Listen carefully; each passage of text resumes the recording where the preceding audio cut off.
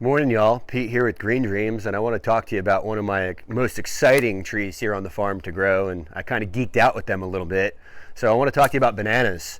If you have bananas at home and they haven't done anything, it's just because you're not giving them the love or the feed they need.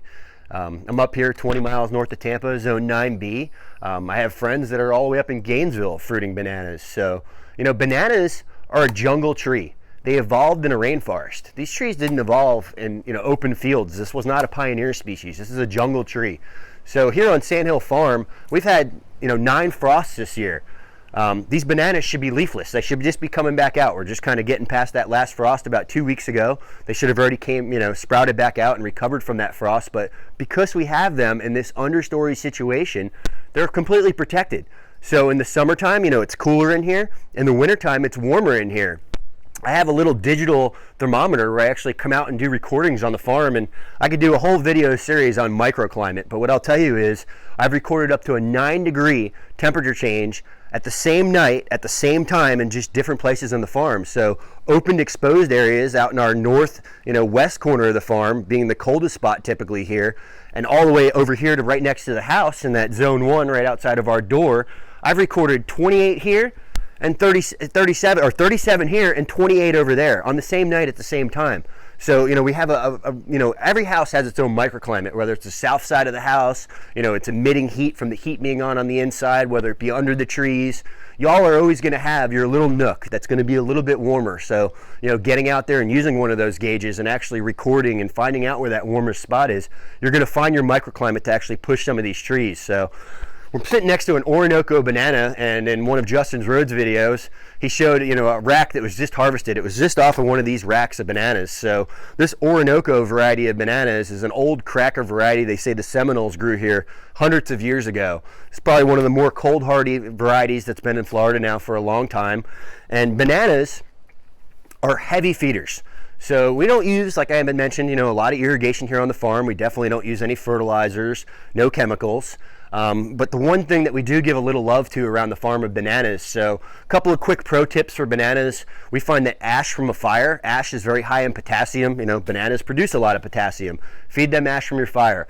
Anything that you give them manure-wise, rabbit poop, chicken poop, duck poop, cow poop, give it to them. Other main ingredient that we're giving to these bananas is mulch. So broken down hardwood mulch, whatever that pioneer species, climax species might be in your area, put that on this tree every month or two. That's going to be another source of feeding it.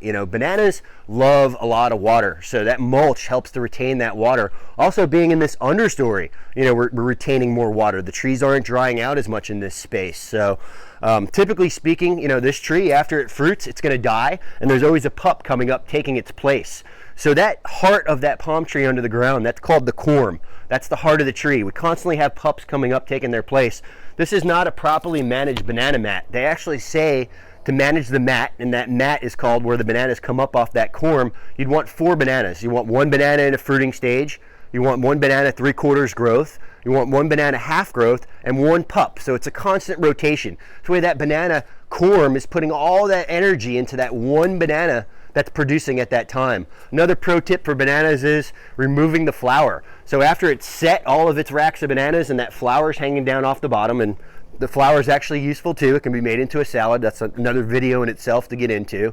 Remove that flower. It's going to put more energy into the bananas and give you better, bigger bananas. So you want to harvest those bananas when that first one starts blushing yellow and they're ready to come out off of the tree. And I usually hang them inside my porch and harvest them as I'm ready to eat, or freeze them and save them for smoothies. So bananas, like I said, we've grown 50 different varieties here on the farm. I've kind of geeked out on them a little bit. I'm going to stick to my top 12 from this point going forward. But I would say if you have a nice understory location, and you want to try pushing bananas, and you don't think you can really try growing them there, give them a shot. Bananas are fun. They're beautiful trees. They're very aesthetically appealing in the landscape, and they're one of my favorite fruits. So like, share, subscribe, help me get the word out. I really enjoy y'all. Thanks. Grow bananas. And another quick tidbit pro tip I'll give you all on bananas that I was told from one of my friends that lives up in North Florida. So if you're going to have a night coming when you're in the understory and those trees are still going to get hit by the cold, and getting hit by the cold like that can actually really stunt and slow down that tree from coming back and fruiting. So some of my friends that are more up in the North Florida area have told me if they know it's going to be down in the teens, they know they're going to have that really cold night, we know these trees are going to get smoked, if you cut those trees down at the ground and actually compost and mulch that clump, it's going to protect that tree. It's not going to stunt that tree. That means, once those trees come back, they're going to be pushing back really quick. They're going to come back out of the ground and fruit faster than they would from getting hit by the cold and getting stunted back down to the ground. So it's a little pro tip. I'd say if you're in a really cold space, try that. It's worth it.